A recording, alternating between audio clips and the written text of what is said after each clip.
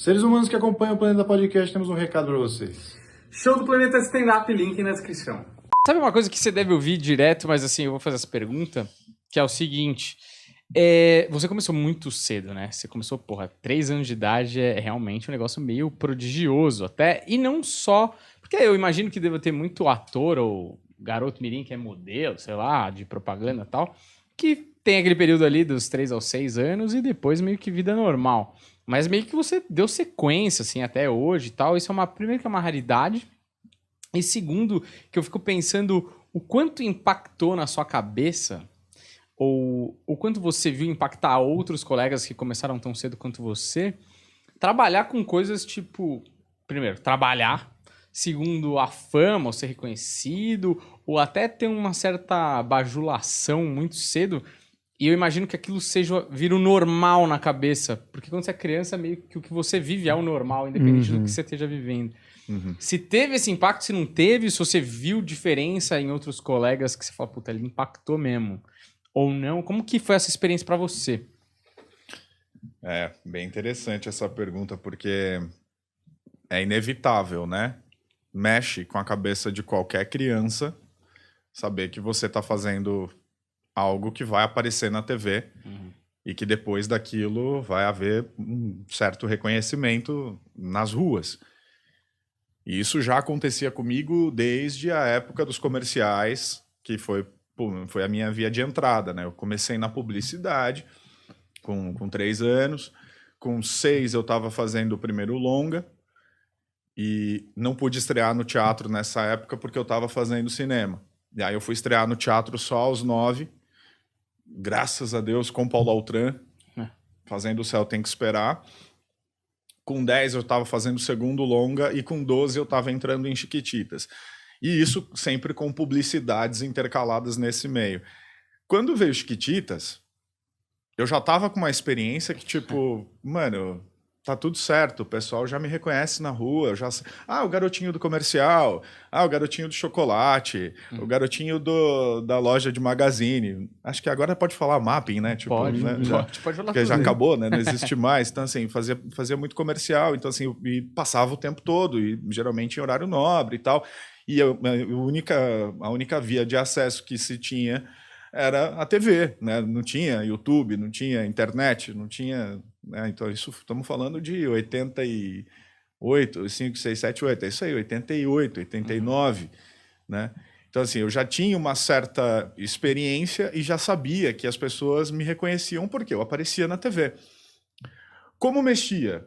Sei lá, eu não acreditava muito em muita coisa que eu via na televisão. Então, assim, era mais difícil eu aceitar algum produto, sabe? Tipo, quando veio o Carrossel, eu comecei a me apegar um pouquinho na história, mas eu sabia que, tipo, tudo aquilo ali era feito por crianças iguais a mim.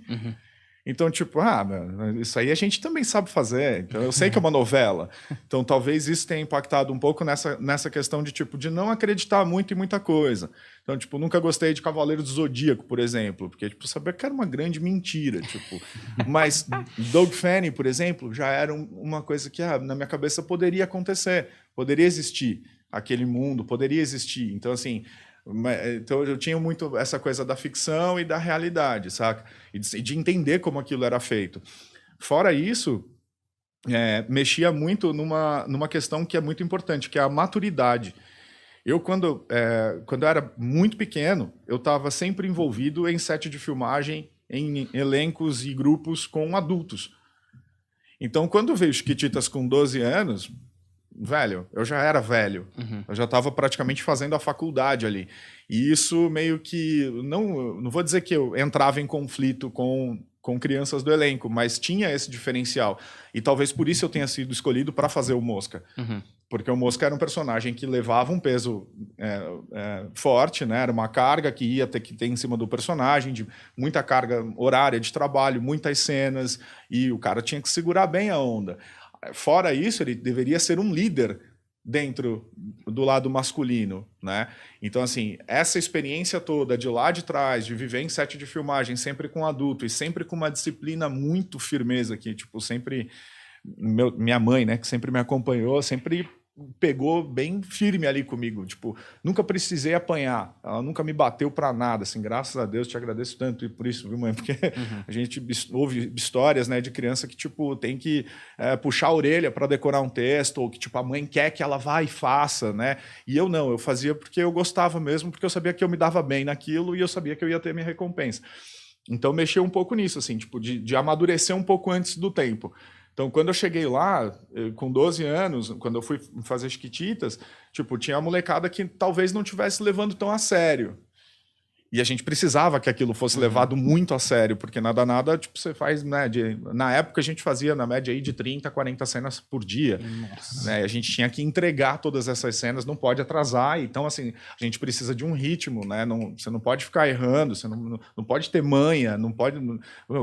Fernanda Souza foi trabalhar com 38 ponto tudo de febre, porque tinha que fazer cena, e eu lembro disso. Então, assim, era uma responsabilidade muito grande, assim, para a gente enquanto criança. Agora, o quanto isso foi mexer já na fase adulta, vai muito do preparo psicológico de cada um, que eu não tive nenhum. Vejamos, né, é difícil a gente falar sobre isso, porque tipo, eu não tive nenhum preparo psicológico, porque meus pais sempre foram muito humildes, sempre foram pessoas, tipo, sem grana, assim, de verdade. Porque minha mãe parou a vida dela para cuidar de mim. Sou filho único. E meu pai trabalhava na área de segurança. Então, assim, a pouca renda dele era renda para sustentar a casa. E que não era uma big house. Era uma casa pequena, em Osasco. No fundo de um quintal de uma casa grande. Então, assim, o que ele ganhava nesse país, dentro dessa área, que é a área da segurança, que é uma área que não paga muito bem, cara, ele tinha o dinheiro para cuidar das coisas lá. E a minha publicidade, a minha grana, putz, vinha para dar o respiro maior. Enfim, não tínhamos conhecimento nenhum sobre psicologia, sobre terapia, sobre preparar aquela criança para o futuro. Isso, né, pelo menos na minha vida, não existiu. Pode ser que na vida de outras crianças ali do elenco tenha existido. E mesmo assim tenha dado ruim lá na frente. Porque o sucesso foi tanto, o sucesso foi estrondoso.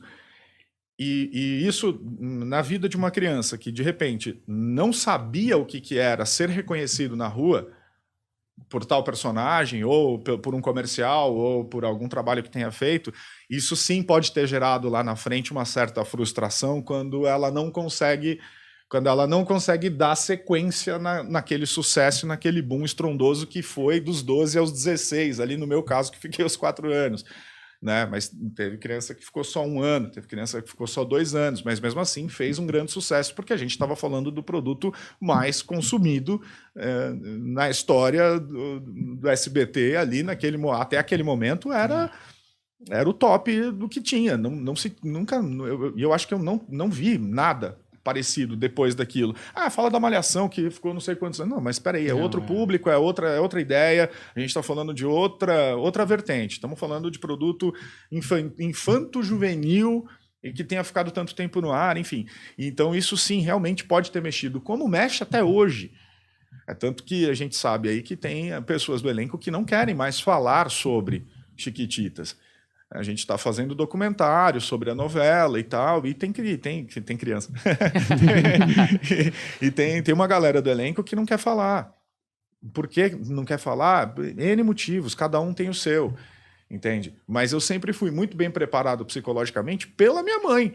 Mesmo sem ter conhecimento nenhum, mesmo sem ter grana nenhuma, mesmo sem saber o que é terapia, ela sempre fez essa terapia comigo. E meu pai é a mesma coisa, de tipo, filho, não vai durar para sempre, viu? Isso que você está vivendo é uma fase, vai acabar. Então, assim, aproveita enquanto você tem, a grana é sua, isso que eu acho que foi muito importante também, por mais que, tipo, nossa, mas e aí, terminou, você comprou um iate, comprou uma casa em Acapulco? Não, não comprei nada disso, mas fiz uso da minha grana do jeito que era para eu fazer. Porque a grana era minha. Era eu que estava trabalhando ali dos 12 aos 16 anos, decorando o texto, levantando cedo para ir para a escola e tal. E ajudando a nossa família também, as nossas famílias, né? Tanto a família da minha mãe quanto a família do meu pai. Ambas as famílias, quando precisaram, foram ajudadas. Então, assim, não tenho nenhum problema com absolutamente nada do que foi, porque tudo foi muito sincero. E tudo sempre foi muito verdadeiro. Nunca teve nada de tipo, isso você pode, isso você não pode, isso você vai fazer, isso você não vai fazer. Não. A gente sempre trabalhou muito com os sentimentos. Minha mãe é uma pessoa muito emotiva. E eu também, né? Claro, como consequência. Então, assim, é muito do que você está sentindo no seu coração. O que você está sentindo no seu coração? Você acha que é isso que você quer? Pensa bem, né? Tipo, sei lá, quero comprar 2 luvas de goleiro e não uma luva de goleiro. Você tem certeza que você quer comprar 2?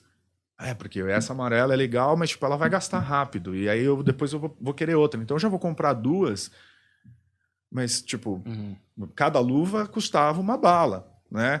E mesmo assim eu ia lá e comprava. Por quê? Porque eu estava sentindo e eu queria. Eu comprei 2 luvas de goleiro e tinha azul e tinha amarelo. Eu lembro até hoje que a amarela não tinha uma ranhura que a outra tinha, sabe? Eu sempre gostei de jogar bola e tal, enfim.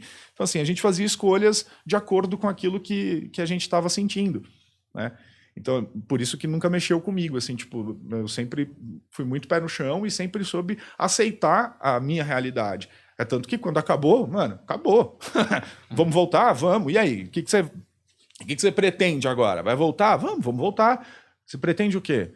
Cara, não pretendo nada. Eu pretendo continuar trabalhando na área. Agora, onde? Não tem essa pretensão de, quero fazer Globo, agora eu tenho um assessor de imprensa que só porque eu sou um mosca de Chiquititas, eu sou o cara e vamos lá.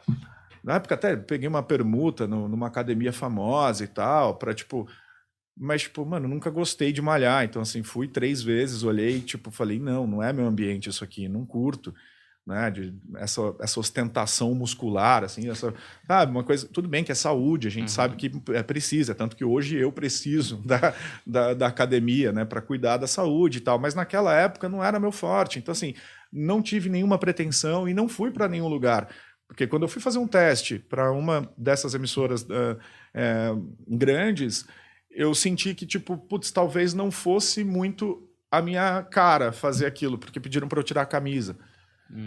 E eu sabia que eu era muito magro, como eu sou ainda, né? Eu sou magrão, assim, mas é meu biotipo, e eu não quis fazer aquela permuta da academia, então, assim, eu não estava boladão. Então, todo aquele texto que eu construí para fazer naquele teste não valeu de nada. Porque no final do teste, o que valeu foi tirar a camisa, dar uma voltinha para cá, dar outra voltinha para lá, fica de costas. Tem tatuagem? Não tem? Isso. Deixa eu ver mais. Então você fala, cara, puta, não é minha vertente. Então, qual que é meu caminho? Teatro. Voltei para o teatro. De onde eu saí? Né? Eu saí do teatro, voltei para o teatro. Paulino Rafante. Fazendo Branca de Neve e os 7 Anões. Montando cenário...